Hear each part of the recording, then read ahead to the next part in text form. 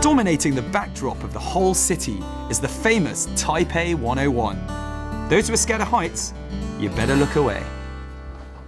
So I've just stepped off the world's fastest elevator, which goes up at a pretty swift 1,010 meters per minute.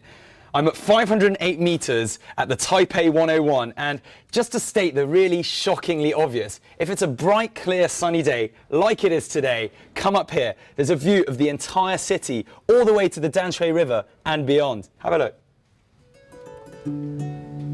300 years ago, the area where modern-day Taipei now stands was a lake. As the lake drained away, the rising lake bed formed what is known today as the Taipei Basin. In the early 18th century, Han Chinese, mainly from Fujian province on the mainland, began to settle here. With time, the new arrivals turned the area, nurtured by the Danshui River, into a flourishing trade port, which subsequently grew into the modern city we know today. Right, as far as I'm concerned, there's never a bad time for a cup of coffee.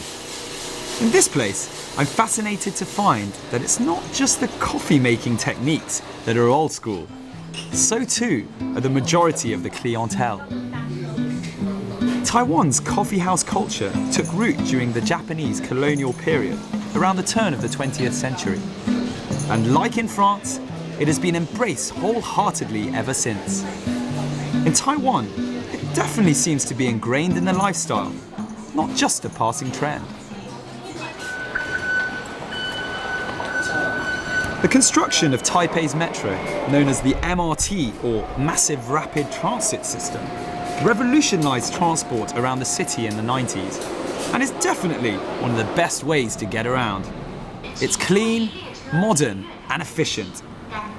The announcements are given in 4 different languages: English, Mandarin, Southern Fujian dialect, and Hakka dialect, which really highlights the diversity of people found on the island. I don't have time to become fluent in any of the dialects before I arrive at Longshan Temple. Now this is the ideal place to soak up some of Taiwan's vibrant religious traditions. Longshan is the island's oldest and most famous temple. Established in 1738, Dragon Mountain Temple is a reference to a mountain and sacred temple in Fujian province, where a sizable part of the area's original inhabitants came from. It's principally a Buddhist temple dedicated to Guan Yin, the goddess of mercy.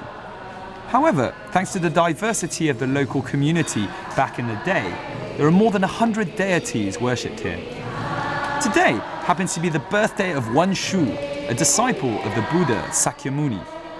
Wen Shu, being associated with wisdom, intelligence, and realization, attracts an overwhelming number of students praying for good exam results.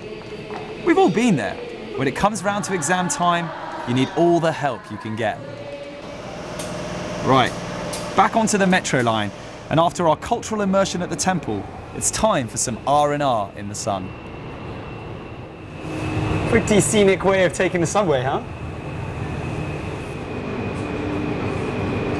Final stop on the red line, Danshui, and everyone gets off.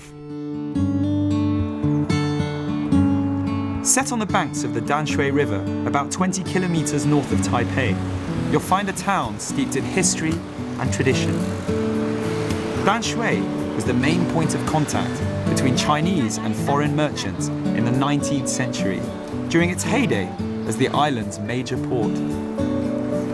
Originally known as Huwei, the name Danshui literally means fresh water, and is thought to have been given by early Chinese seafarers.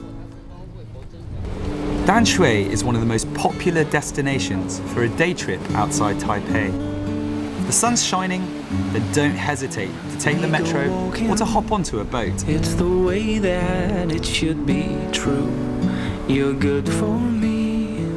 It's the easiest place for urbanites to escape to, since it's only half an hour away from the city. A lot of people even enjoy cycling here from the city centre. Above all though, this is a very, very romantic spot to bring your special someone. It's peaceful, there's a refreshing sea breeze. It's the way that it should be true. You're good for me.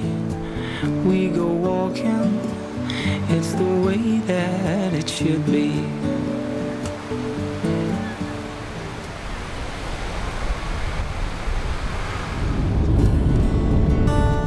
The sunset may be the way to a woman's heart, but for a man, it's more often than not through his stomach. Now, how many things can you genuinely say you don't mind queuing for? So I've arrived at one of Taiwan's most famous exports. That's Din Tai Fung.